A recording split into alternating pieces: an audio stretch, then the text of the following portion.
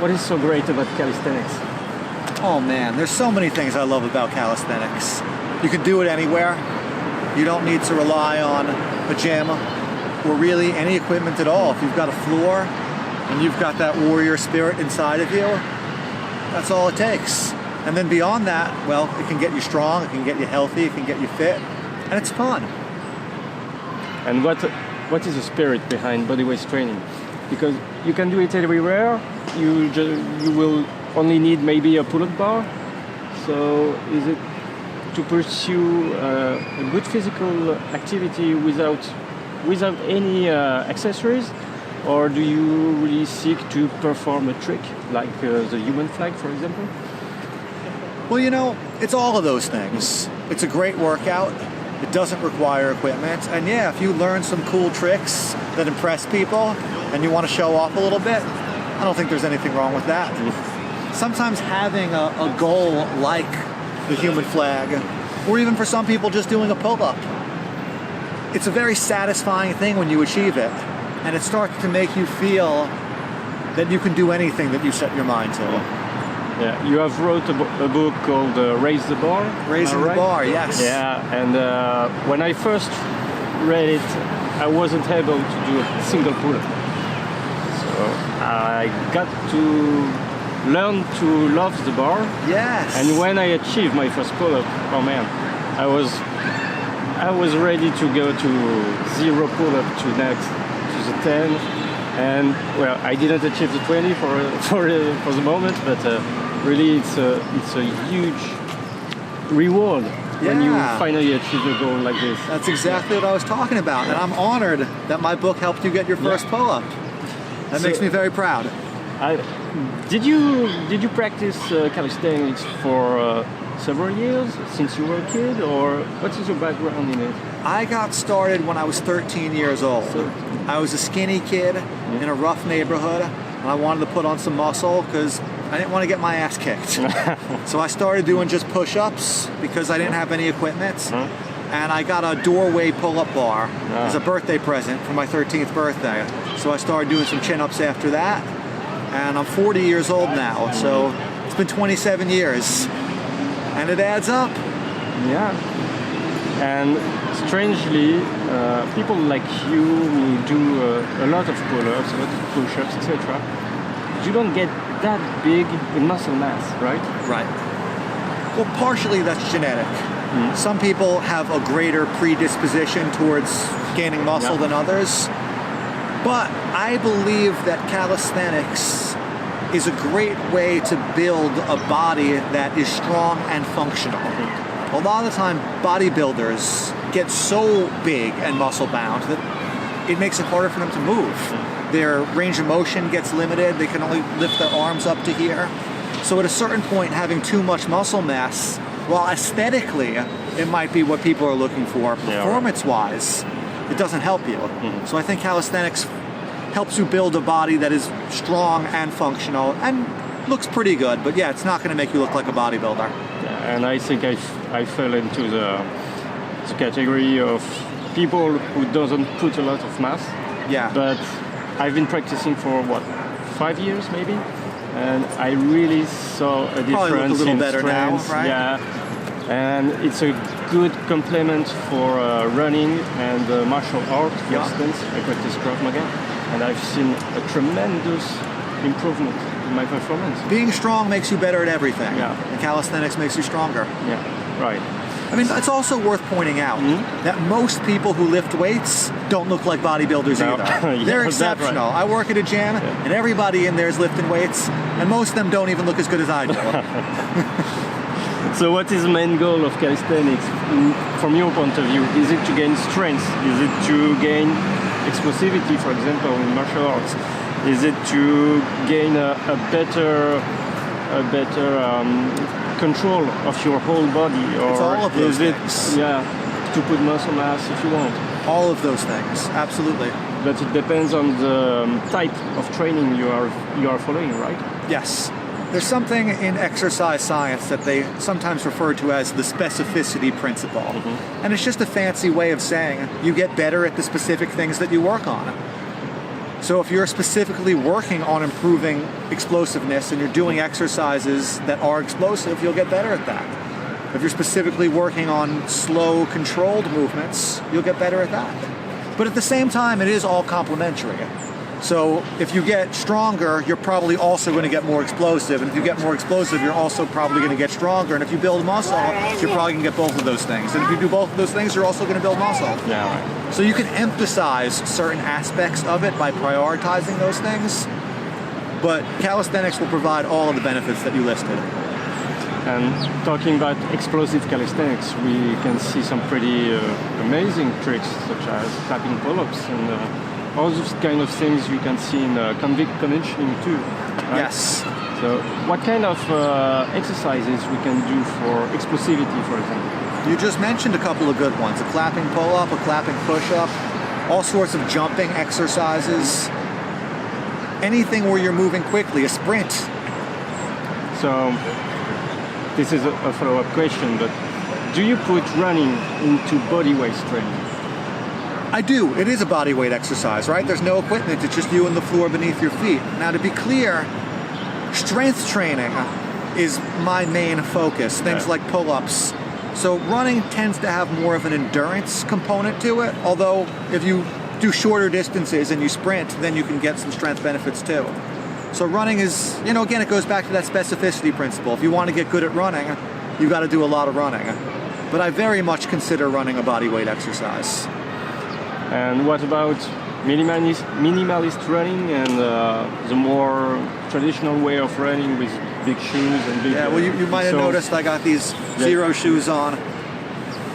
Have very flat, thin soles. I saw them in your last videos, yeah. And I think these are great. They mimic more what the natural barefoot experience is like, although, of course, in the dead of winter in New York City, it wouldn't be a good idea to be running around barefoot. Going to have some toe to fell. I don't want to get frostbite or step on a hypodermic needle or anything like that. Yeah, nice. I happened to discover minimalist running a few years ago also, and it gave me a huge improvement in my running skills, my running technique. Can you tell us about it? Well, a lot of people, because they have so much cushioning in their sneakers, are not aware of how hard they're landing when they run. And when you switch to a minimalist shoe, it makes you much more present and much more aware of every little thing that's happening with each stride you take. And it sort of forces you to be lighter on your feet, which leads to better running technique and hopefully it makes you less likely to injure yourself or, put too much impact on your ankles or knees. And it also alleviates a lot of chronic pain that you have when you run, pain in the back, pain in sciatica and ideally. Knees. The other thing that happens sometimes is people who are not in very good shape decide that they want to start running. And they bite off too much too soon. And they say, I'm going to go and run a half marathon. And they're not ready for it. So like anything else, you have to ease in slowly. You have to gradually let your body adapt to it. And you have to respect your current level so that you're not pushing too hard too soon and giving yourself an injury. Running gets a bad rap from some people because they're just not prepared for it. There's an expression that I've heard trainers say that's kind of humorous, but it's true. They say you don't run to get in shape. You have to get in shape in order to run. Yeah, that's right. So what is your vision of what we call overtraining? In running, you always hear about this. They always say, no, don't run 2 days in a row. Just let one day of rest. Is it the same in bodyweight training? For sure, rest is an important part of the equation. Your muscles don't get stronger during the workout. They get stimulated during the workout, and then it's afterwards when you're resting, when you're sleeping, if your nutrition is on point, that's when the recovery happens, and that's when you rebuild stronger. So you can work out every day, but you can't jump right into working out every day if you're going from nothing. You have to build up to that gradually. So you work out every day? Pretty much. Some days are more intense than others, and I don't necessarily do the same exercises every day. You have to switch up your body parts. Today I did pretty much just a leg workout. Yesterday I did an upper body workout. So if I had done an intense upper body workout yesterday and tried to do upper body again today, it might have been too much too soon. I'm still sore in my shoulders and my arms a little bit. So today's a rest day for them. Tomorrow I can hit upper body again. My stepfather was a marathon runner from the police. He ran several marathons. He win several marathons in France. Oh, wow. Yeah. He always told me that rest is part of the training. That's correct. So you really have to know how not to get to train when you really want to perform something. So I guess bodyweight training is the same. Yeah. When you cycle through all the exercises. I would imagine that those races that he won, he probably took a rest day, maybe even 2 rest days before the race, so he can go in fresh, right? Actually, a whole week, right? Yeah. Yeah, with a probably took a couple days to rest afterwards, also. Oh yeah. And also back in the time, he always run one or 2 marathons a year. And now you see people who run a marathon every month. Yeah. So there's a lot of room for injuries, I guess. I have a joke about rest. I say, man, I took a whole week off and I came back and I felt so great. I should take a week off every week. But of course, if you did that, it wouldn't work as well. Yeah, but it reminds me of something with bodyweight training. 2 years ago, I dislocated my shoulder. So I couldn't do any pull-ups for about 6 months. And what I noticed is that when I was again able to train, I snapped 6 or 7 pull-ups, even if I didn't train. It came back quickly. Yeah, it was as if I lost nothing, only by resting 6 months. Pretty cool, isn't it? Yeah. So do you think bodyweight training grows muscles that are more strong, more prone to memorize? Not necessarily. I think if you'd been doing weight training consistently and took some time off, you probably would have experienced the same thing. But what happens is the longer that you're consistent for, the less taking some time off matters. If you had only been training for 3 months and then you took 6 months off, you probably would have been right back at the beginning. But I imagine you were probably training for a lot longer than 6 months. You probably were a year and a half. Exactly. So if you're consistent for a year and a half, 6 months isn't that long to take off. Yeah, right. So can you describe us the main exercises we can do in bodyweight training? Pull-ups, push-ups, squats, leg raises, back bridge. There's a whole lot of exercises and a whole lot of variations, but most of them are some variation of one of those basic categories of exercise. Yeah, so handstands another good one too. Oh yeah, a pretty challenging one. Yes, sir. Yeah, for instance, in your last book, Get Strong, you propose first to start with standing push-ups, right? And then you gradually grow toward a single arm push. Yes. So what are the different steps? Well, if you have the book, you already know that. But for your audience, basically you get really good at doing push-ups on 2 arms, and then you can find some asymmetrical variations where one arm is doing most of the work and the secondary arm is supporting. Which is called a typewriter or an archer push-up, they call it sometimes. And then eventually you can take the second arm away completely and do them on one arm. Yeah, so whatever you want to train, you can go from pretty easy with inclined push-ups. Exactly. And then you grow towards some pretty impressive, actually, exercise. No matter where you fall on the fitness continuum, you can find a variation that's appropriate for you. Yeah, and is that a proof that bodyweight training can grow muscle? Because we always heard that bodyweight training doesn't grow muscle, only lifting weights can. Well, to be clear, I don't think your body really understands the difference between a bodyweight exercise and a weighted exercise.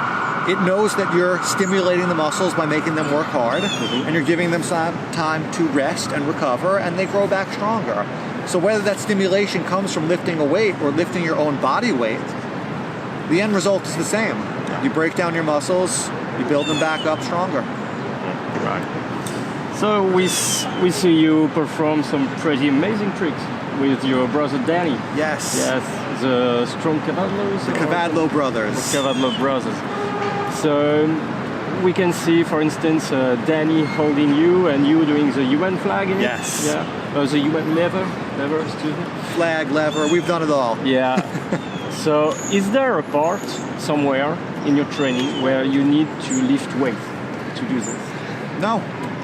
You can lift weights if you like to. To be clear, I don't have anything against weight training. It's just calisthenics is more of my wheelhouse. But yeah, it's all good. Yeah. No, just by seeing your brother holding you, a lot of people. Well, he is can lifting a suppose- weight. He's lifting me. Yeah. So that's my point. That's a kind of weight training. In order to lift you, does he have to lift weights or no? Nope, we got strong by moving our bodies. Yeah, and that's an elegant way to build a great body, actually. I agree. Just like the Greeks. Yes, sir. That's where calisthenics comes from. Yeah. Okay, just a question about kettlebells. Because last week I saw an Instagram video of Danny doing kettlebells press. Yeah.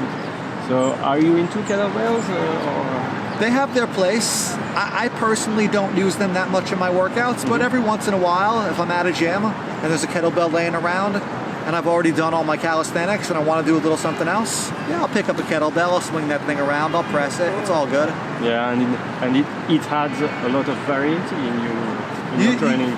You don't have to only do one thing. A lot of people think, oh, Al's a calisthenics guy, so he must never ever lift weights. And I'm mainly a calisthenics guy, but yeah, once in a while I pick up a weight, it's cool. It's like if you're a chef and you specialize in, say, French cuisine. Does that mean you can never make an Italian dish? Maybe once in a while you want to make an Italian dish. Sure. So that brings me to the philosophy of training. In your book, we can see a gradual evolution. And I remember hearing Pavel Tsatsouline talking about kettlebell training.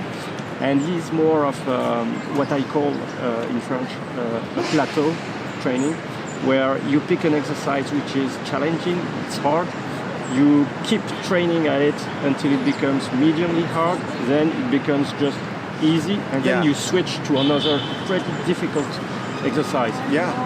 How do you fit into this philosophy? I mean, that's similar to what we do with calisthenics. If you've checked out the book Get Strong, you know it's divided into 4 phases. Yeah. And you're supposed to stay on each phase for at least 4 weeks. 4 weeks, yeah. Like you said, getting those exercises from the point where they're challenging to they're manageable to eventually they're easy, and then you move on to the next set of exercises and start all over again. So yeah, that's a universal way to strength train, regardless of the modality.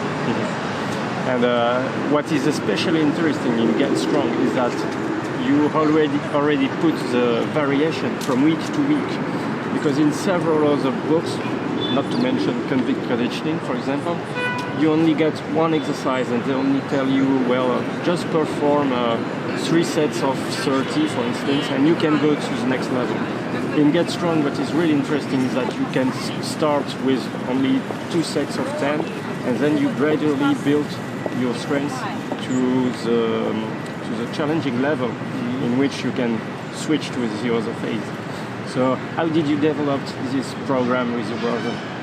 How did you think about it? Through our own trials and errors, and working with different clients over the years and seeing what works for people, and then trying to distill that down to a template that's universal. And that said, I encourage each person who does my program to modify it if they need to. If you want to stay with a certain phase a little longer, do it. If you want to swap an exercise out for one that is better suited to your interests, that's cool too. It's a template. It doesn't have to be the final word. No, and you have also alternative exercises. Yes. For instance, at the end of the book, there is the one that I consider the most challenging for me for now is the muscle up. That's a tough one. Do you have some tips and tricks on muscle ups? Well, to be clear, there's no trick. You have to be strong, you have to practice it, but there is some technique. And, it's easier for me to show you than to talk to you about it sometimes. Yeah. But basically, you just have to get very good at the pull-up, very explosive at the pull-up, and then there's a little more nuance to it. That's why I work with people one-on-one, and that's why I teach workshops, because there's only so much you can convey through a book or a video, and there will never be a substitute for actually having an experienced coach with you, watching what you're doing, and giving you cues that are specific to what your needs are. and also to make sure you don't hurt yourself, you don't that do too. bad shapes or something. I've been working the bridge for several months, and I really love that exercise, the full bridge. It has alleviated a lot of pain in my back. I love hearing And that. when I finally went to a yoga course, the teacher, she immediately points to me that my elbows were going outwards, and that is a kind of little. You need trick. someone in person watching you to give you that kind of that's cue. right. A book isn't going to be able to see what your elbows are doing. And that seems to be such a tiny difference between the perfect form and an almost perfect form. Yeah. That it doesn't speak to you until you realize that you can hurt yourself by doing the exercise wrong. Well, not even just that you can hurt yourself, but also you won't be getting the full benefits of it, even if you don't hurt yourself. Yeah, right. So let's talk about your books. You have published Eight books. And now, wow. They add up. Yeah. I'm only at my fifth. That's not bad. That's 5 more than most people will ever publish. So can you remind us their title? So the very first book that I wrote was called We're Working Out, a Zen approach to everyday fitness. And what inspired me to want to write that book was that I felt like so much of the fitness industry was hung up on the goals, the end results, and the process itself was not being given enough attention. So that whole book was about embracing the process, embracing the journey, and not obsessing over the goal. The goal will take care of itself if you're process-oriented. And then after that, I started writing books that were a little bit more mainstream, because that one helped get me on the map, but I wanted to reach a bigger audience. And that message, I think, was a message that a lot of people weren't ready to hear. So I still peppered that message into my other books, but was a little bit less heavy-handed with it. And the next book that I did after that was the one you mentioned earlier, Raising the Bar. And I was inspired to write that book. I'm gonna wait for that siren. Yeah, it's gonna be a problem. So the next book that I did was the one you mentioned earlier, Raising the Bar. And I was inspired to put that book together because I was actually looking for a book like that, and I couldn't find one. I couldn't find a single book about things to do with a pull-up bar. So I said, I'm gonna have to do it myself. And in the process of putting that book together, I learned a lot myself. I talked to a lot of other calisthenics practitioners and experts and filtered a lot of their advice and experience through my own. And that book was very well received at the time and really helped put me on the map.